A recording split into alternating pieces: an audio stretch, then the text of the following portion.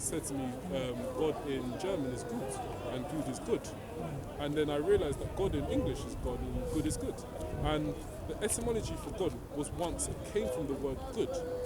And if I think about it, if God once meant simply good and it was just about doing good and was trying to get people to do good with all their actions, when did that message get lost? Why has it been so? I think it comes down to the free will that God has bestowed upon us. You see, the free will allows us to either obey God or disobey God. So obviously God has already given us all these rules to follow and all the conditions to follow.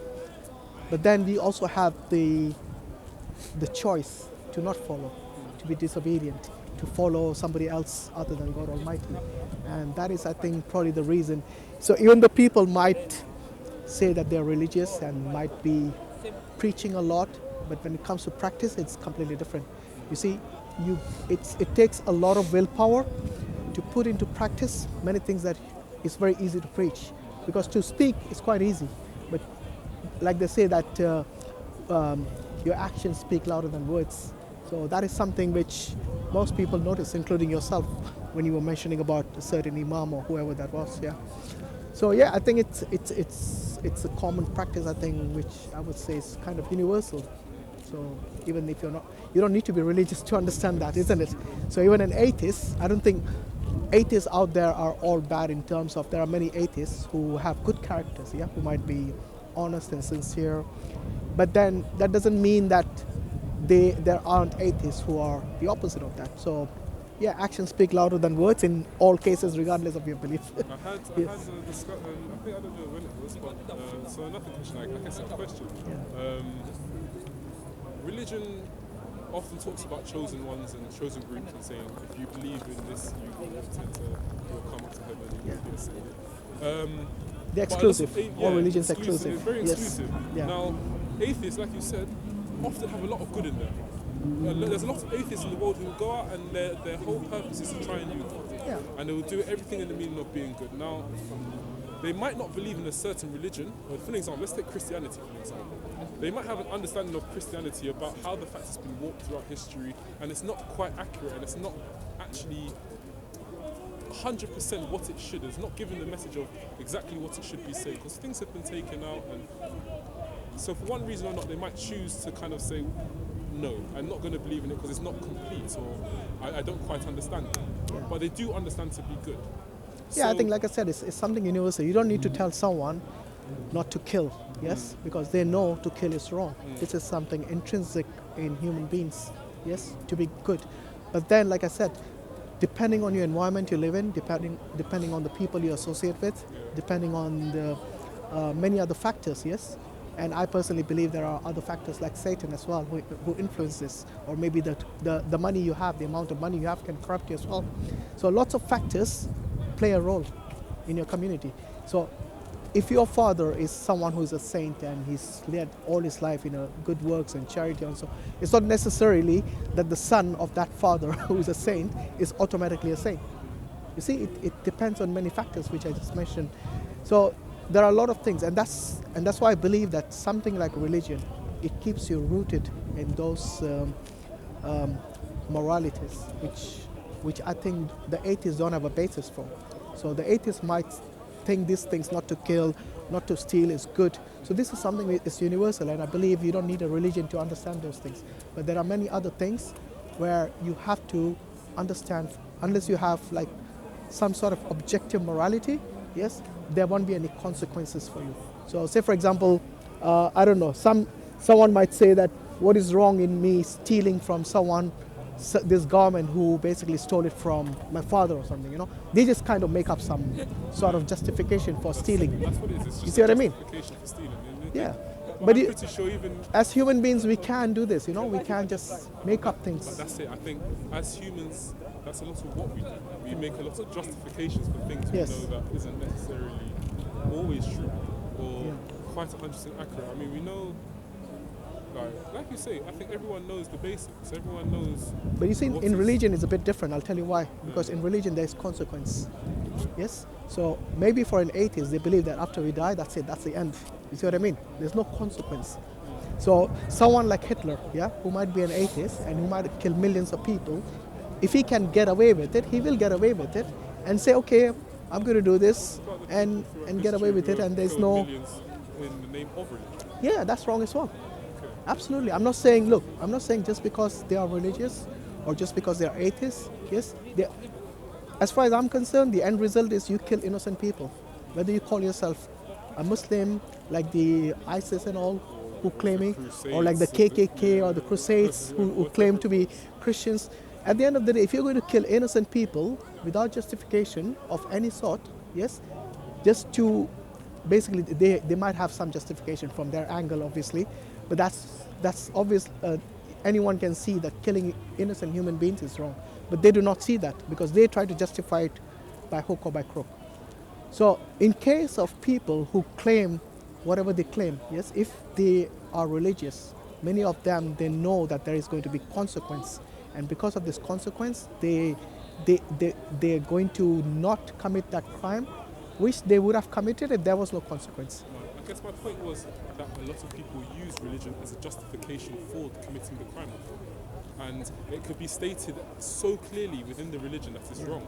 However, they will find something within the religion and a justification to make it sound right and to make it say, I am doing this on behalf of my religion. Yeah. And it could be any ideology. It doesn't have to be religion. Yeah, it could be communism who don't believe in a religion. 100%. It could be any ideology. But you see, what I'm saying is that when a religious book. I guess, do those people not see the consequences, my point?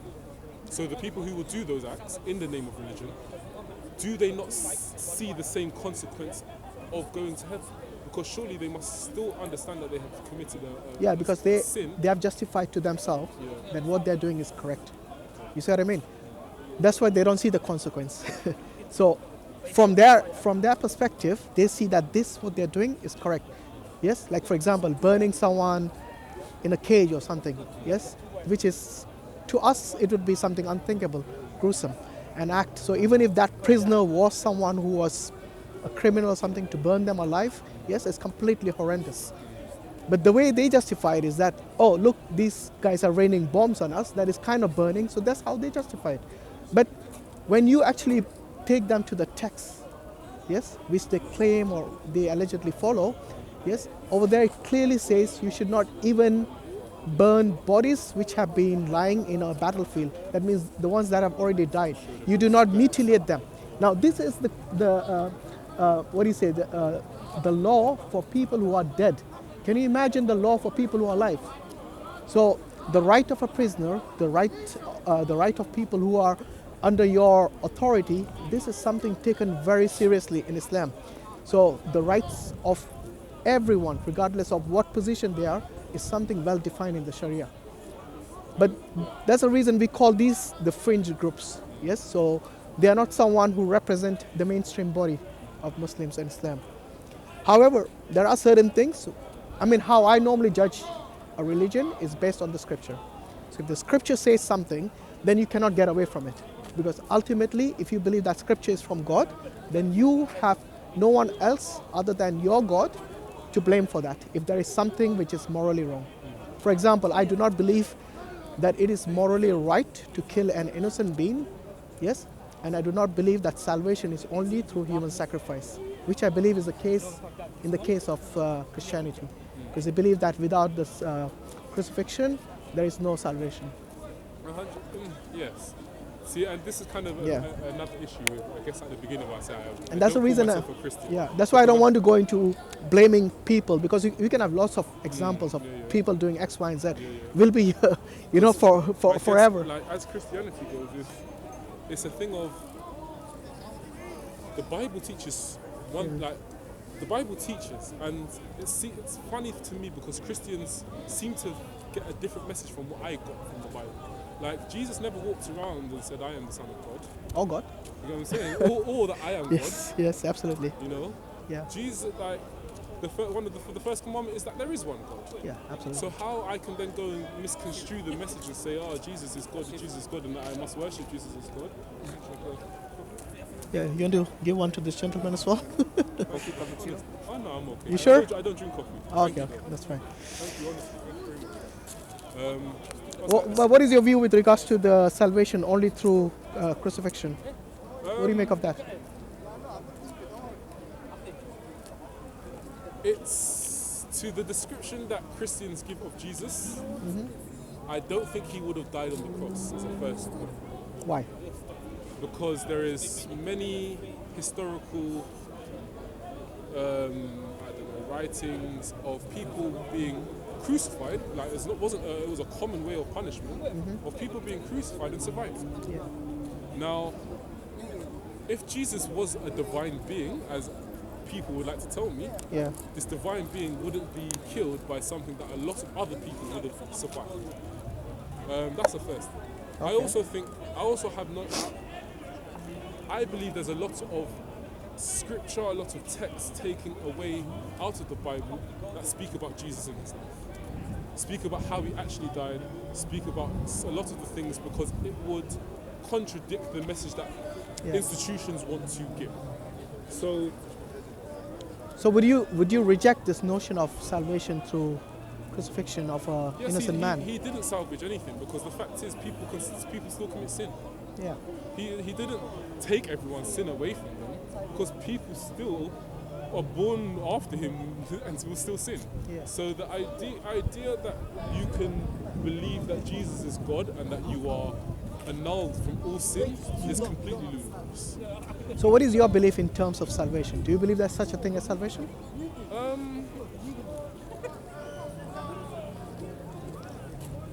I guess I do, but I guess my thing is I probably don't know what it means properly. Okay, salvation, I mean, from the brief definition I can give is basically you being saved. In other words, in the case of the Abrahamic faith, it's like you attain paradise eventually. And that is you being saved on the day of judgment from the punishment which will be the case for those who have disobeyed God and who have rejected God, for example. So I guess salvation is the point of where you reach heaven. That for me, if that's the understanding. Salvation is the point where I have gone through purgatory and I've ended that period. But that's the question. And if there was anything else, I've gone through that and I've ended that and have finally reached and I finally gained paradise. Yeah. Paradise. Now for me, what is that paradise? Paradise is... No. The question is not what is paradise. Okay. The question is how will you reach paradise? How will I reach it? What is the conditions or criteria for you to reach salvation? Yeah. To be able to... attain salvation, sorry. My thing of how sorry, to... Can you put that in the back, please? Thank you. If I could... So my personal thing, if I could end my life happy with everything I did, happy with all the consequences that my life had on earth, I would be happy. Like if I was content with saying, in all situations, I tried my best to do the good thing. But how would you know something is good? Like you said, we all have a natural inclination of what is good. Those are for the main things like murder and stuff like that. But there are many things in your life which many people it's subjective, isn't it? Good and bad. It's so very subjective. Everyone defines good as... It's about one's own intention. One's own intention for me is everything, isn't it? God can only judge you from your intention. So let me ask you this. Somebody in the Nazi army, their intention was to follow the leader and they believed the leader was right. Yes? And they believed that everything that he was doing was justified. Would you consider them their intention? I couldn't hate a Nazi soldier. I don't hate a Nazi soldier. No, it's not about hating. It's about what it's I about. I don't condemn him. I don't think God would condemn him necessarily, because if that is the environment that he is put in, and if why would you not condemn someone who's oppressing other people? Because the belief, from my understanding, is that the people that he thought he had to oppress were the bad people, and if within his environment there have been a group identified as the bad people, because within our environment there are bad people. We have groups that we identify. You see, you have actually answered my question. Remember I told you about good and bad being subjective? Yes?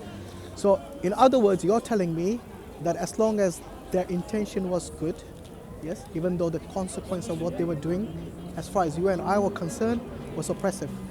You see what I mean?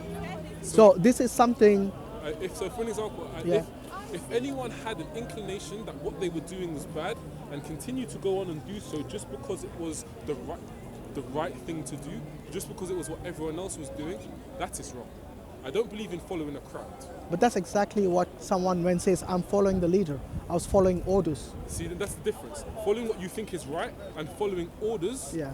very different. But that's the question I asked you about the Nazi soldier. Okay. You see what I mean? And that's what I'm saying. It depends on the Nazi soldier. So if you're was saying he you- following what he believed was right? Did he really believe that what the leader was telling him was the right thing? Or was he just doing it because that is the leader and I must follow him to be able to maintain my way of life? No, but if you have convinced yourself, yes, like it could be, yeah, okay. So if you convince yourself, if you are a Nazi soldier and you convince yourself what you're doing is right, so you're saying that even though the consequences of what they were doing was horrendous, I don't think he will still be justified? I don't think, no, because then what you said is convincing yourself. Convincing yourself is like giving yourself justification. Yeah. I'm more talking about others convincing you. But I was And- talking about the intention. You said if, Yeah, yeah. if the intention is right, Yeah, then you shouldn't blame them. Isn't that what you said? 100%. Yeah. So even if the intention was right, remember, once you convince yourself, now your intention is going to be right. Because you have already convinced yourself that what you're doing is justified. I don't, it's funny. That's why I said it's subjective, good and bad. I get what you mean, but I don't think anyone can truly convince themselves of something that they don't think is right. Okay, let me give you an example.